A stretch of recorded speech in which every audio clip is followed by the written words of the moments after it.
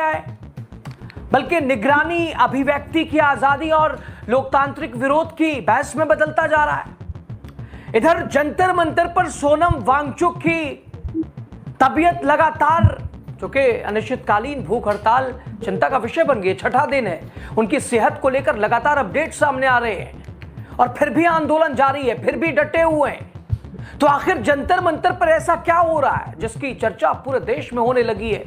और ऐसा क्या हुआ कि शाह साहब की पुलिस ने इस आंदोलन को कुछ और रंग देने की कोशिश की, लेकिन अभिजीत दीप के पड़े भारी, क्या ऐसा उन्होंने दिखाया? सब कुछ आपको बड़े विस्तार से बताते हैं, लास्ट तक बने रहिए। इस रिपोर्ट में आपको दिखाएंगे जंतर मंतर से जुड़ी हर बड़ी अपडेट, अभिजीत दीप के गंभीर आरोप और शाह की पुलिस की नाकाम कोशिश, सोनम वांगचुक की हेल्थ अपडेट, पूरे आंदोलन की अंदरूनी तस्वीर। लास्ट तक बने रहिए। स्वागत है आपका राजनीति का खास सेगमेंट देख रहे हैं, मैं हूं यासूब रजा।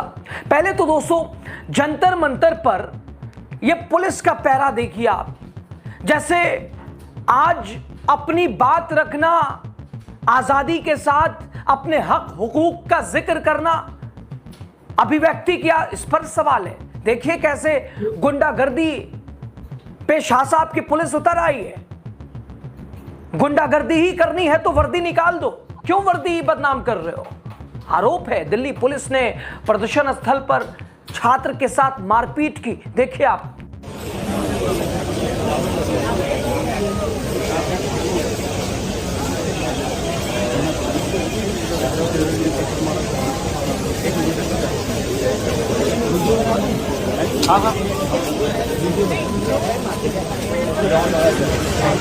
मॉर्निंग वॉक नहीं, मिडनाइट वॉक, मिडनाइट वॉक कोशिश किया जा रहा है।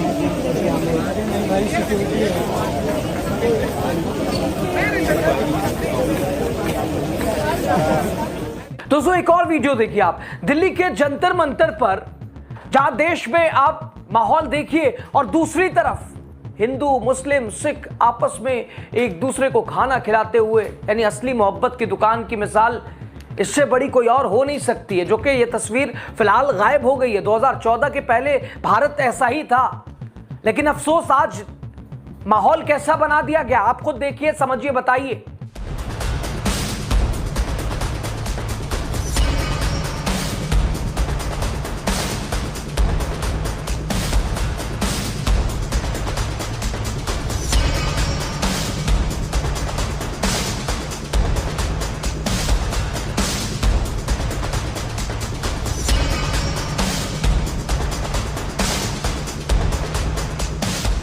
दोस्तों तो आखिर जंतर मंतर पर चल क्या रहा है?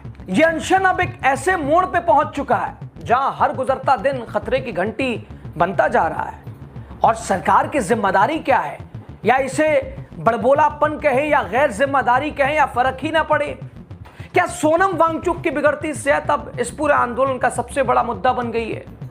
आखिर प्रदर्शन में शामिल छात्र और समर्थक किन परिस्थितियों में बैठे हैं? सरकार अब तक इस पूरे आंदोलन पर चुप क्यों है? बड़बोले मंत्री का इस्तीफा का क्या?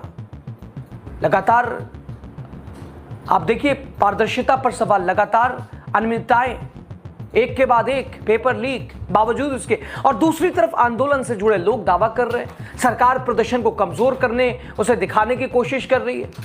जबकि यह कहना है उनका कि लोगों को जंतर मंतर पर पहुंचने से रोका जा रहा है, डिस्टर्बेंस की जा रही है, इसे बदनाम करने की कोशिश की जा रही है, टुकड़े टुकड़े गैंग और न जाने कैसे कैसे, यानी छात्रों की आवाज, छात्रों। यूट्यूब को मोनेटाइज करके पैसे कमाने के सिर्फ दो कंडीशंस होती हैं। पहली 4000 घंटे का पब्लिक वॉच टाइम और दूसरी 1000 सब्सक्राइबर। लेकिन सबसे टुकड़े गैंग और न जाने कैसे कैसे, यानी छात्रों की आवाज, छात्रों को अपनी बात रखने का भी, और अगर रख रहे हैं सरकार, जो कि आज के वक्त में यही तो सबसे बड़ी विडंबना है, आप सवाल नहीं पूछ सकते, आप अपने साथ हो रहे अत्याचार को उजागर नहीं कर सकते, सवाल सरकार से नहीं पूछ सकते। दोस्तों कॉकरोच जनता पार्टी का जंतर मंतर पर प्रदर्शन लगातार आज 14वें दिन जारी है, आज 14वां दिन है।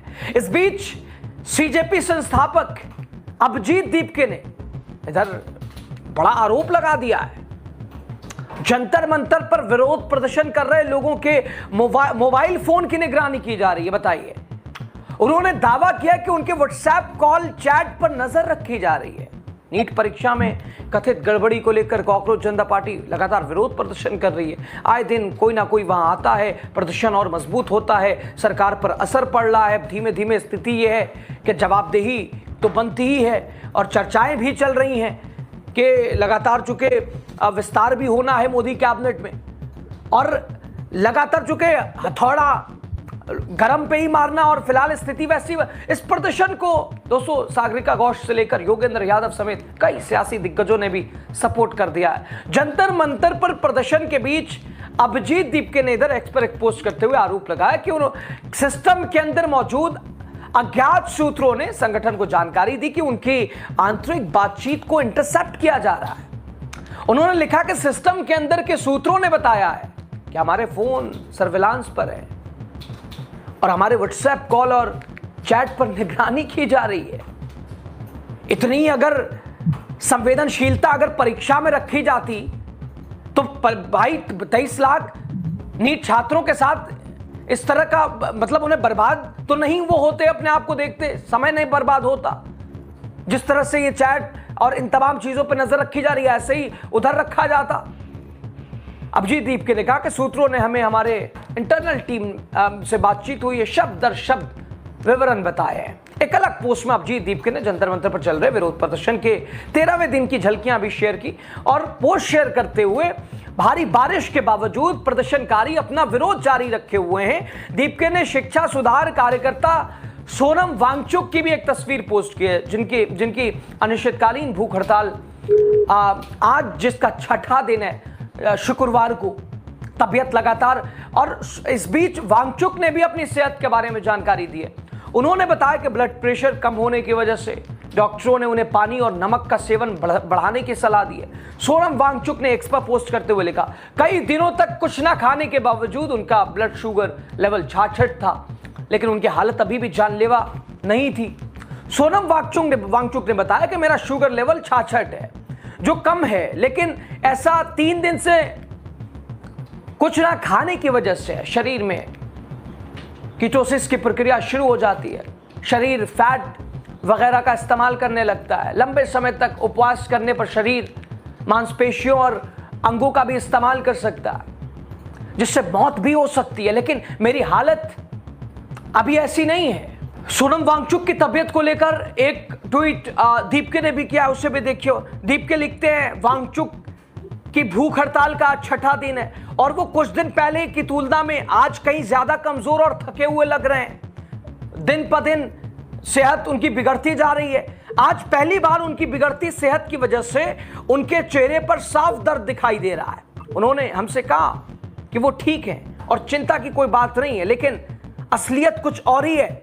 हर गुजरता घंटा खतरे की घंटी है और लेकिन स्थिति परिस्थिति कुछ भी हो, लेकिन हम डटे रहेंगे तब तक जब तक लाडले मंत्री का इस्तीफा नहीं हो जाता, तब तक जब तक कोई जवाबदेही ना हो जाती, तब तक जब तक छात्रों के साथ हुआ लगातार एक के बाद एक परीक्षा, पेपर लीक, अनियमितताएं, उसका हिसाब किताब ना ले लें, तब तक हम डटे रहेंगे, जुटे रहेंगे। लेकिन दूसरी तरफ किस तरह की लीपापोती पुलिस क्या कर रही है और इसे बदनाम करने की किस हद तक कोशिश की जा रही है, बेहतर आप जानते हैं लगातार। लेकिन जंतर मंतर पे आज 14वां दिन और हाल ये कि आने वाला समय भारी पड़ सकता है। जवाबदेही तय होनी ही चाहिए और लगातार उसके लिए अभिजीत दीपके अपनी पूरी टीम के साथ डटे हुए हैं, जवाबदेही की बात कर रहे हैं और धर्मेंद्र प्रधान के इस्तीफे पे कोई कॉम्प्रोमाइज नहीं, हर हाल में इस्तीफा। तो आखिर कुछ फर्क पड़ रहा है विभाग पर, सरकार पर, या अपने आप को मजबूत जोड़ तोड़ खरीद फरोख्त कि भाई स्थिति जैसी हो हम मजबूत है, कोई फर्क ही ना पड़े। लेकिन जब युवा अपने पे आ जाए तो फिर अच्छी अच्छी सरकारें हवा टाइट हो जाती है। राय जो भी हो दीजिएगा।